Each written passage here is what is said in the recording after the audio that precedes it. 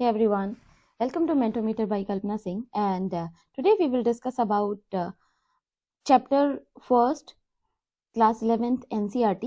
तो सबसे पहले हम क्विकली रिवीजन करते हैं बिकॉज सेकेंड चैप्टर जो है जस्ट आफ्टर दिस वीडियो मैं अपलोड करूंगी, तो उससे क्या होगा कि मैं हर जो इनमें 5 चैप्टर्स हैं, थोड़ा लास्ट जो चैप्टर था काफ़ी बड़ा था इसीलिए 4 वीडियो में कवर हुआ, तो वो जो चैप्टर है वो कंप्लीट करके फिर आप ये वीडियो देखिएगा तो that will be very beneficial for you. So quickly बात करते हैं। सबसे पहले तो आपका जो नेक्स्ट ये है सोशियोलॉजी, इंट्रोडक्शन ऑफ सोशियोलॉजी। तो बात करी थी कि society is the simplest meaning in the study of society and social institutions and जो फादर ऑफ सोशियोलॉजी थे मैंने बताया था Auguste Comte was the father of sociology. Sociology is one of the number of social science and that attempt to explain and understand the behaviour of human being in society. It doesn't confine itself to one particular area of the social life. Socialists have studied a vast and diverse range of topic including जैसे poverty की बात करता है sociology में, आप बात करोगे एक वाइड स्टडी है सोसाइटी की सोशियोलॉजी में, poverty, health, science, music, religion, war, cult, तो ये सारी चीजों के बारे में सोशियोलॉजी बात करते हैं because subject is exams are so numerous, so varied. Sociology can't be defined simply in terms of the study subject it studies. So it is more useful to define sociology in terms of its approach to explaining social life rather than its subject matter. तो इसमें एक simple सी बात है कि देखो एक चीज को जब आपने बात करी सोसाइटी में क्या चीजें चल रही हैं, क्या रिलीजन है, कौन कौन से रिलीजन लोग फॉलो करते हैं, उसके बाद हेल्थ पे बात करेंगे, साइंस एंड टेक्नोलॉजी पे क्या चल रहा है और लोगों की क्या सी साइंटिफिक सोच पहले नहीं थी जो कि डेवलप हुई है बाद में, तो एंशिएंट सोसाइटी से और करंट सोसाइटी में जो भी सारे चेंजेस हुए उसके बारे में, ठीक है। उसके बाद इसी को कंटिन्यू करते हैं। सो कंपेयर्ड ऑफ साइकोलॉजी, जैसे साइकोलॉजी सोशियोलॉजी का जो कंपैरिजन है साइकोलॉजी से करो, चाहे साइंस हिस्ट्री से करो, एंथ्रोपोलॉजी से करो, उसके अलावा इकोनॉमी से करो, तो वो सारे जो डिसिप्लिन है वो ऑलरेडी हम डिस्कस कर चुके हैं लास्ट वीडियो में, तो इसको बस रिवीजन के फॉर्म में आप देखो। ये स्लाइड्स आपके लिए इंपॉर्टेंट है तो आपको नोट मेकिंग में भी इजी रहेगी, जो कि मैं अपने नोट से रिवाइज करके और फिर मैंने ये inculcate किया है। So the size of the group studies in sociology can vary considerably. However, whatever the scale of scope of sociology study, to be sociological, it must look beyond the individual to understand and explain human behavior. Empirical study of the society is an important part, and what sociologists do, it only means that when a sociologist studies a society, the sociologist is willing to observe and collect finding even if they are not to her or his personal thinking. क्योंकि sociology में जो sociological thinkers होते हैं वो किसी particular thought process को देखते हैं, वो अपना जो उनका पर्सनल थॉट प्रोसेस है वो उसको देख करके ओपिनियंस या कुछ भी जो अपनी थ्योरी देते हैं वो नहीं बनाते। So it talks about that. Apart from this, sociology in its observation and analysis has to follow certain rules that can be checked upon by others. तो दूसरों के द्वारा जो भी चेक किया जाता है या ऑब्जर्वेशन किया जाता है उसी के अकॉर्डिंग जो सोशियोलॉजिकल थिंकर्स जो हैं अपना थ्योरीज देते हैं। So sociological imagination, the personal problem and the public issue. Sociological imagination अगर बात करें, लोग एक दो चीजें होती हैं, एक तो आप अपने आप को सोसाइटी की नजर में कैसा देखते हो, दूसरी चीज है सोसाइटी आपके बारे में क्या सोचती है। आपने देखा होगा, सपोज आप बहुत ड्रेसअप होके गए हो, शीशे में देख रहे हो, नहीं मैं तो अच्छी लग रही हूँ। दूसरी चीज आप दूसरे एंगल से भी देखते हो कि जहां मैं जा रही हूँ, अगर मैंने पार्टी वेयर ड्रेस पहनी है तो मैंने इंडियन ड्रेस पहनी है, मैंने वेस्टर्न ड्रेस पहनी है, जैसे अब आप डिस्क जा रहे हो तो आप मॉडर्न आउटलुक लोगे, वहीं आप वेडिंग फंक्शन में जा रहे हो तो इंडियन आउटलुक लोगे, दिस इज आवर कल्चर।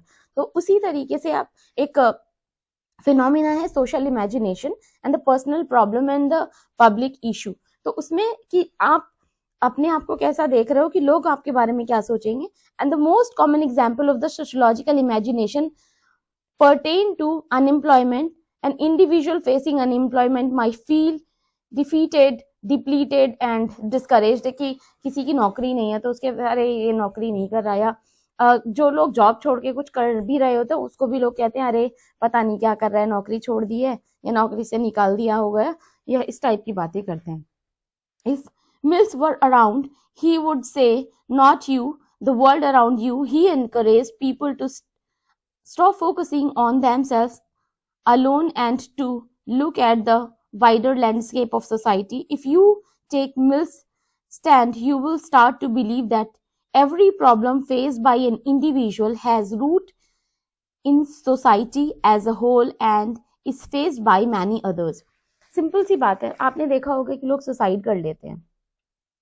तो बहुत सारे जो सोशोलॉजिकल थिंकर्स हैं, जैसे माइले डरकाइम कहते हैं कि सोशोलॉजी जो सोसाइटी है उसकी वजह से जो इफेक्ट पड़ता है, उन्होंने थ्योरी ऑफ सोसाइटी दी थी, तो उसकी वजह से कि लोग प्रेशराइज करते हैं सोशल स्टेटस को लेके, किसी की जॉब नहीं है, तो ये सारी चीजें, पूरा जो रूट कॉज है आपकी प्रॉब्लम्स का सोशोलॉजिस्ट थिंकर के अकॉर्डिंग, तो वो सोसाइटी के थ्रू है.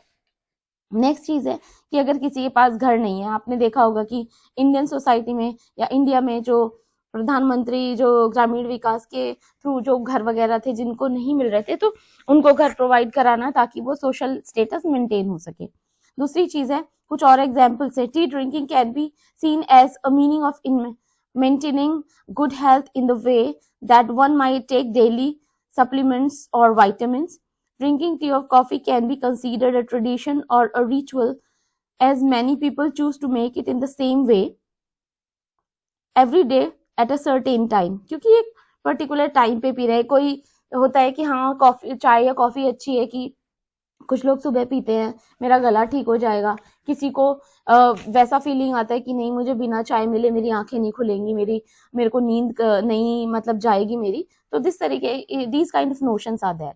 Sociological imagination, Mill के according, C.W. Mills used the term sociological imagination to describe the ability to look at issue from a sociological perspective, कि लोगों के सोच के तरीके से देखना, and personal tributes versus public issues, जैसे अनएम्प्लॉयमेंट है, ओबेसिटी है, लोग मोटे हो जाते हैं तो फिर देखते हैं कि नहीं मैं अच्छी नहीं लगूंगी या मैं खराब लग रही हूँ, लोग क्या सोच रहे हैं. तो इस तरीके की बातें होती है सोशोलॉजिकल इमेजिनेशन की फिनोमेना में. So you can never really understand an individual unless you also understand the society, historical time period in which they live, personal troubles and social issues. दूसरी चीज आती है pluralities and inequality among society. बहुत सारी चीजें देखी होंगी आपने, मैं क्विकली इसलिए कर रही हूँ कि मैं बहुत डिटेल में ऑलरेडी आपको समझा चुकी हूँ ये, तो ये मुझे बस आपको रिवाइज कराना है, और ये सारी चीजें आपको किस तरीके से एक सेंटेंस फॉर्म में मतलब फॉर्म करनी है. इतना बड़ा जो चैप्टर था, इसीलिए मैंने ये पीपीटी से प्रेजेंट कर रही हूँ. That will be helping you out to maintain your notes as well. So plurality की बात करूं, बहुत सारी लिंग्विस्टिक माइनॉरिटीज हैं, मेजॉरिटी है यहाँ पे, हिंदू, मुस्लिम, सिख, पर्शियन, ईसाई और क्रिश्चियन, इतने सारे जो भी रिलीजन्स हैं, कास्ट हैं और लिंग्विस्टिक डिफरेंशिएशंस हैं. तो ये सारी चीजें हैं. इनइक्वालिटी भी है, बहुत कोई बहुत ज्यादा गरीब है, कोई बहुत ज्यादा अमीर है, किसी के पास दुनिया की जो है 98% वेल्थ है, ओनली 2% जो बाकी लोग हैं दुनिया में सिर्फ उनके पास 2% वेल्थ है. तो ये सारी चीजों का इनइक्वालिटी क्रिएट करती है. So this was all about that. Inequality में आपको पता चल रहा है, जेंडर इनइक्वालिटी हो, चाहे उसके अलावा कास्ट बेस्ड इनइक्वालिटी हो, अपर कास्ट, लोअर कास्ट, ब्राह्मण, क्षत्रिय, वैश्य, शूद्र, तो ये सारी चीजें सोशोलॉजिकल पर्सपेक्टिव से, किसी के पास कोई पैदल भी नहीं ढंग से चल पा रहा है, जिसके पास चप्पल नहीं है, कोई बहुत बड़ी बड़ी गाड़ियों में घूम रहा है करोड़ों की, तो ये इनइक्वालिटी को शो करता है. Sociology and common sense, this is already describe by me in a detail fashion. तो कॉमन सेंस क्या है कि जो नोशंस सोसाइटी में चल रहे हैं उसके बारे में बात करते हैं. सोशोलॉजी क्या है, सोशोलॉजी में जो सोसाइटी में एक्चुअली हर सेगमेंट को देखते हुए जो चीजें एग्जिस्ट कर रही हैं, तो वो सोशोलॉजी है. सपोज किसी की मैरिज वगैरह है, तो ये देखा होगा कि हाँ हिंदू, मुस्लिम, सिख, पर्शियन की सबकी मैरिजेस के जो रिचुअल्स है अलग अलग है, बट उसमें जो कॉमन सेंस आपने देखा होगा कि क्रिश्चियन मैरिजेस में आपने देखा होगा व्हाइट कलर के कॉस्ट्यूम पहनती है दुल्हन. On the other side in Hindu families या हिंदू रिलीजन में रेड कलर, जितने भी bright pink colour, green colour, इस तरीके के जो ब्राइट कलर्स है वो पहने जाते हैं क्योंकि उसको शुभ माना जाता है। सोशियोलॉजी वर्सेस कॉमन सेंस में रिसर्च बेस्ड है, एकेडमिक्स है, कि ये मैं बहुत छोटे टर्म में कि बहुत इजी हो जाएगा, मुझे भी रिवाइज करना अच्छा लगता है कि ऐसे करके रिवाइज कर सकते हैं और आपको रिवीजन में भी मुश्किल से ये जो है आप जब डबल की स्पीड में देखो तो 10 मिनट में आपका पूरा रिवीजन हो जाएगा पूरे चैप्टर का। So objective method to obtain concrete data, facts और careful records of observation, accumulation of variable data, information is tested, quantifiable, statistical. Anonymous या एवरीवन, इसमें कोई भी कॉमन सेंस में पता ही नहीं है कि ये जो आप फॉलो कर रहे हो नॉर्म्स वो कहाँ से आ रहे हैं। ह्यूमर्स है, लीजेंड्स कुछ बात कर रहे हैं वो भी फॉलो करते हैं। व्हाट आर रीड, कॉन्वर्सेशंस है, स्टीरियोटाइप्स हैं, बहुत पहले से चला आ रहा है, आप भी उसे ही फॉलो कर रहे हो। ये चीजें मैं ऑलरेडी एक्सप्लेन कर चुकी हूँ, तो I don't think so it is required to explain here. Hunger के बारे में और किस तरीके के इम्पैक्ट है सोसाइटी पे। The intellectual ideas that went into the making of sociology, it is like described in detail कि अगस्त कॉम्टे ने क्या बोला, कार्ल मार्क्स ने क्या बोला, इसके बारे में हम डिटेल में बात करेंगे क्योंकि सब सोशियोलॉजिकल जो थिंकर्स थे वो अलग अलग बात करते हैं। उसी के हिसाब से they have given the types of modern society such as individualisation in society, apart from this modernisation, McDonaldisation. तो ये सारी चीजें, ये टर्मिनोलॉजीज बहुत सारे सोशियोलॉजिकल थिंकर्स ने दी हैं। अपार्ट फ्रॉम दिस डार्विन ने जो इवोल्यूशन थ्योरी दी थी तो सोसाइटी को उससे बहुत सारे सोशियोलॉजिकल थिंकर्स ने कंपेयर किया है and then they have given this theory के उसी तरीके से आपकी सोसाइटी का इवोल्यूशन होता है। एनलाइटनमेंट हुआ था जो यूरोपियन कंट्रीज में, जो सबसे पहले 18th सेंचुरी में, उसके बारे में बात करी। पहले 17th सेंचुरी में स्पेशलाइजेशन नहीं था, 15 से 17 में, 18 में आया जो स्पेशलाइजेशन। उसके अलावा नेचुरल फिनोमिना से began to seen as a social problem caused by the human ignorance और एक्सप्लॉयटेशन। उसके अलावा Auguste Comte believe that sociology would contribute to the welfare of the humanity. ये अगस्त कॉम्टे के जो words थे। Material issues that went into the making of sociology, जैसे industrial revolution आया उसमें, उसके बाद आपने देखा होगा पहले किसान होता था घंटों घंटों काम कर रहा है, लेकिन अभी आप फैक्ट्री के वर्कर को देखोगे जितना उसको सैलरी मिलती है काम वो उसी के हिसाब से करता है। तो ये मटीरियलिस्टिक चीजें इनकॉर्पोरेट हुई। उसमें भी देखा होगा जितने भी गुड्स एंड सर्विसेज दे रहे हो, जितना भी बेनिफिट्स है उसके हिसाब से। The change industrialization what about was far reaching in change the structure of the pre industrial society, that was the degradation of the labor, the wrenching of the work from the protective context of guide, village and families। तो ये सारी चीजें change होने लगी हैं। जैसे आपने industrialisation देखा होगा तो लोग का जो रोजगार था वो भी कम हुआ क्योंकि मशीनें ज्यादा काम करने लगी हैं। उसकी वजह से एलिनेशन की थ्योरी भी दी है। तो सोशियोलॉजिकल थिंकर्स ने कि लोग जो फैक्ट्रीज में एलिनेटेड फील करते हैं क्योंकि वहां पे एक दूसरे से ज्यादा बात नहीं करने दी जाती। लंच टाइम में 15 मिनट का लंच करो फिर तुरंत आके आप काम पे लग जाओ, इस तरीके का जो स्ट्रिक्ट रूल फॉलो किया जाता है फैक्ट्रीज में। तो इस तरीके की सोशियोलॉजिकल थिंकर्स ने बात की है। Apart from this, this is again the urban centers extended and grew.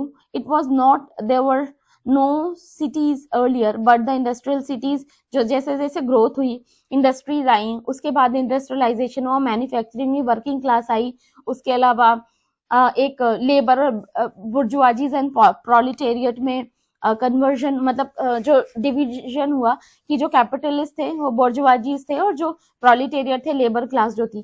तो जो अब ऑफ कोर्स जो कैपिटलिस्ट है, जो पैसे वाला है, वो ही लेबर का शोषण करता है। कार्ल मार्क्स ने इसके बारे में बहुत ऑब्जर्व किया सालों तक, उसके बाद उन्होंने अपनी थ्योरीज दी थी। उसके अलावा यही एक्सप्लेनेशन था इसी में भी, factory production, implementation, synchronization of labour और पंक्चुअलिटी की वजह से जो भी एलिनेशन वगैरह होता है वो सारी चीजों के बारे में बात की। उसके अलावा why should we study the beginning and growth of a society in sociology in Europe.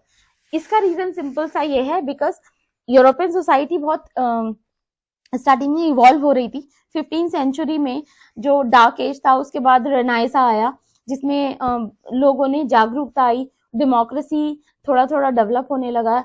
वहाँ के जो फ्यूडल्स और लॉर्ड्स थे, वहाँ के लोगों ने उनसे परेशान होके और उसको मार दिया। ये चीजें बैकग्राउंड में बाद में पढ़ेंगे डिटेल में, जिसमें आपको एक नॉर्मल सा व्यू बता रही हूँ।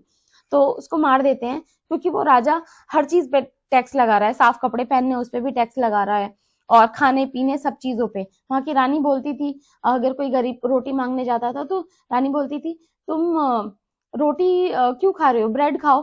अरे बेवकूफ हो तुम, मतलब जिसको रोटी नहीं मिल रही, ब्रेड तो और एक्सपेंसिव होती है, वो कहाँ से अर्न करेगा। तो ये सारी चीजें लोग बहुत ज्यादा इन सब चीजों से परेशान हो रहे थे। European origins, simple say sociology is a relatively new science, and it began in the late 80s in the Europe, as there was a great deal of social upfelling at the time, and French Revolution was ended the old way of the architecture, rich people, aristocracy, while the Industrial Revolution was getting people off the farm and into cities where they could work in factories. तो जो भी changes हुए इसके बाद, major जो European thinkers थे, Auguste Comte हो, Harriet Martineau या Herbert Spencer, Karl Marx, Emile Durkheim, Max Weber, इन्होंने अपने सोशियोलॉजी की थ्योरीज वगैरह दी। उसके बाद इंडस्ट्रियल रिवॉल्यूशन आया, कैसे कैसे चेंजेस हुए स्टार्टिंग में, उसके बारे में। उसके बाद बात करी growth of sociology in India, GS घूरे, उन्होंने सोशियोलॉजी को इंट्रोड्यूस किया इंडिया में, और उन्होंने जो है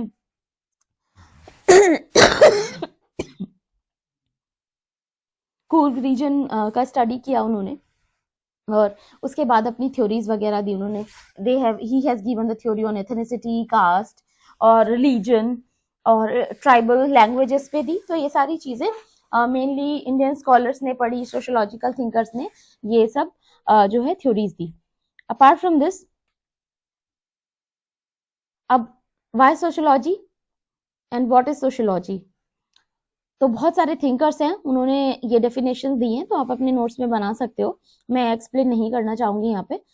उसके बाद आता है स्कोप ऑफ सोशियोलॉजी। बहुत सारे जो भी किसके सोशियोलॉजी का, अब ये तो चीजें आपको पता चल गई कि सोशियोलॉजी में अलग अलग सेक्टर्स के बारे में बात कर रहे हैं। इस फिगर से मैं बताती हूँ, एंथ्रोपोलॉजी से इसका जो रिलेशन है, psychology, economics, political science, history. अब ये डिटेल में है, इस फिगर से मैं तुम्हें ज्यादा, यहाँ पे आप पॉज करके अपने नोट्स बना सकते हो, बट इस फिगर से मैं समझाती हूँ अच्छे से। Economics is the social science and analysing the product distribution. आपने चाहे जीएसटी के बारे में बात करो, जीएनपी, जीडीपी और ग्रॉस डोमेस्टिक प्रोडक्ट्स, एनएनपी, तो इसके बारे में बात करते हैं, स्पेसिफिक है। सोशियोलॉजी क्या है, it is a human social relation and institution, उसके बारे में बात करती है। उसके अलावा आपने देखा होगा कि स्पेसिफिक जो कैपिटल चीजों के बारे में बात करना, और सोशियोलॉजी बात करती है ऑल ओवर आपके चारों तरफ क्या चल रहा है, कौन कास्ट, रिलीजन को लेके, और उसके अलावा जो भी ह्यूमन एक्टिविटीज हैं उसको लेके। अब sociology and political science, sociology में देखा होगा, ये देखो आपने ग्रुप दिख रहा है यहाँ पे, इसमें क्या है कि एक हायरार्की मेंटेन्ड है, आप लॉ के अकॉर्डिंग ही काम करोगे, जो भी काम करोगे आप लॉ के अकॉर्डिंग करोगे। अब जैसे फंडामेंटल राइट्स हैं जो कि दिए गए हैं, हर कंट्री के लोगों को दिए जाते हैं, फंडामेंटल ड्यूटीज हैं, DPSP, directive principles of state policy, जो कि इंडिया उस पर काम करता है, जो भी पॉलिसीज होती है ह्यूमन वेलफेयर के लिए बनाई जाती है, इसमें डिटेल में दिया है। सो political science is a science of state and government, and political science studies only the political organization society. Political science has narrow field and एक specific डायरेक्शन में ही स्टडी करता है, तो ये है। उसके अलावा हिस्ट्री के बारे में बात करते हैं। हिस्ट्री सिंपल सी है, देखो हिस्ट्री में क्या है, जो चीजें पहले हो गई हैं, 2000 साल पहले जो हुआ उसके बारे में बात करना है। So history is descriptive science, history is an individualisation of science.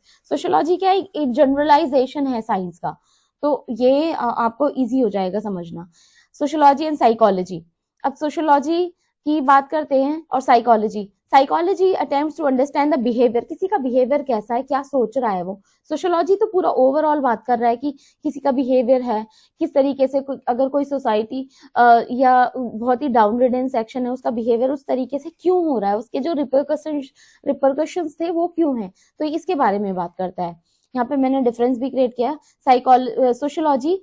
Psychology studies behaviour of the individual in society and it's focus of interest is individual and not the society as such.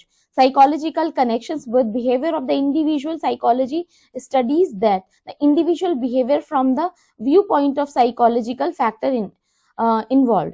तो एक psychological factor है किस तरीके का कोई behavior कर रहा है। यहाँ पे साइकोलॉजी का आप देख सकते हो, कंपैरिजन के लिए मैंने और जो मटेरियल इसमें ऐड ऑन किया है।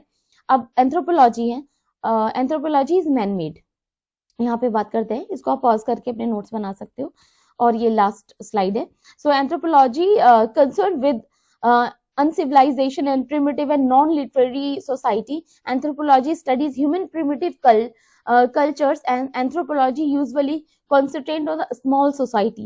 अब सपोज करो आपने बोला जाता है कि शायद 16 या समथिंग 16-17 टाइप की मैरिजेस होती हैं, जिसमें से आपको स्टडी करनी है गंधर्व विवाह की, तो दैट इज कॉल्ड एंथ्रोपोलॉजी की एक पर्टिकुलर सेगमेंट को करना है। अब आपने जैसे हिंदू कम्युनिटी है, ब्राह्मण क्षत्रिय वैश्य शूद्र चारों हिंदूज में ही आते हैं, अब पर्टिकुलर आपको ब्राह्मण्स का ही स्टडी करना है, या फिर आपको दलित्स का स्टडी करना है, ट्राइब्स का स्टडी करना है, that is called anthropology. So it was all about this chapter 1, revision भी अच्छे से हो गया होगा। So thank you so much, thanks for watching, and if your friends are also preparing for civil services, तो ये जो है सीरीज काफी इंपॉर्टेंट है आपको एनसीईआरटी कंप्लीट करने के लिए। Till then thank you so much, and please comment करिएगा how things are going, like आपको समझ आ रहा है या नहीं आ रहा है, so that will help me out to understand and will go for the more productive way. Thank you. Bye.